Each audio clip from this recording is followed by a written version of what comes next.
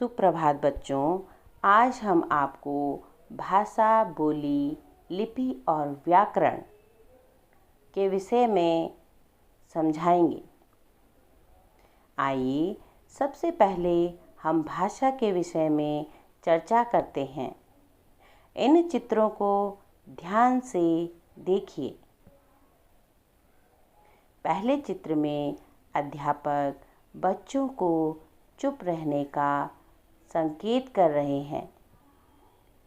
दूसरे चित्र में ट्रैफिक पुलिस गाड़ियों को रोकने व चलने का संकेत दे रहा है। बच्चों, संकेतों द्वारा मन के भावों को एक सीमा तक समझाया जा सकता है, परंतु ये भाषा का रूप नहीं है। अब इन चित्रों को ध्यान से देखें। यहाँ पर पहले चित्र में अध्यापिका ने कक्षा में छात्रों को अंगुलीमाल की कहानी पढ़कर सुनाई। छात्रों ने कहानी ध्यानपूर्वक सुनी और समझी।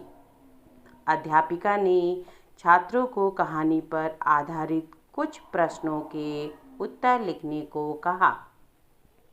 छात्रों ने प्रश्नों के उत्तर लिखे तथा अध्यापिका ने उन्हें पढ़कर जांचा। बच्चों, आपने देखा कि ऊपर दिए गए वाक्यों में अध्यापिका व छात्रों ने अपनी बात एक दूसरे तक कैसे पहुंचाई? बोलकर, सुनकर, लिखकर व पढ़कर।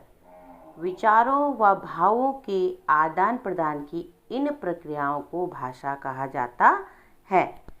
भाषा की परिभाषा इस प्रकार है।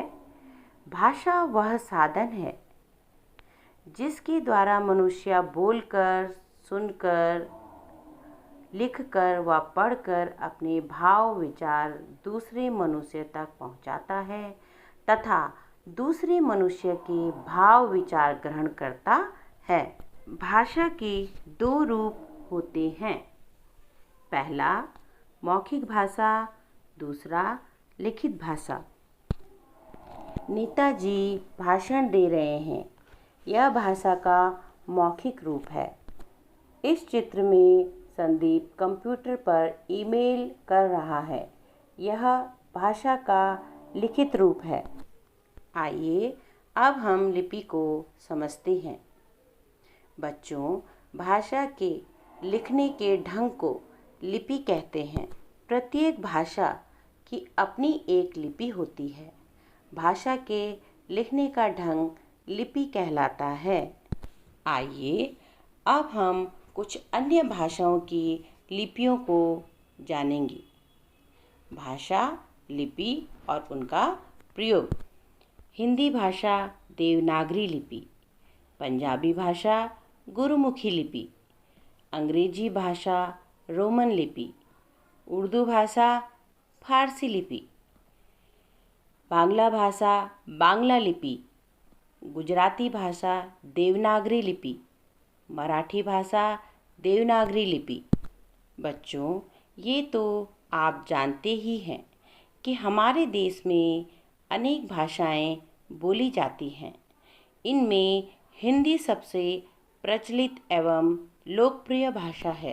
14 सितंबर 1949 को हिंदी को भारत संघ की राजभाषा के रूप में मान्यता प्राप्त हुई थी। यही कारण है कि 14 सितंबर को हम हिंदी दिवस के रूप में मनाते हैं। आइए बच्चों, अब हम आपको व्याकरण के बारे में जानेंगे। व्याकरण भाषा तथा व्याकरण का गहरा संबंध है। व्याकरण के ज्ञान से ही हम भाषा के शुद्ध अशुद्ध रूप को जान पाते हैं। जिस शास्त्र से भाषा का शुद्ध रूप और प्रयोग का ज्ञान होता है उसे व्याकरण कहते हैं। जैसे खरगोश को काटकर गाजर खिलाओ। बच्चों, ये वाक्य अशुद्ध है। इसका शुद्ध रूप होगा गाजर काटकर खरगोश को खिलाओ। तो बच्चों, आज हमने भाषा, बोली, लिपि और व्याकरण पाठ को समझा। धन्यवाद।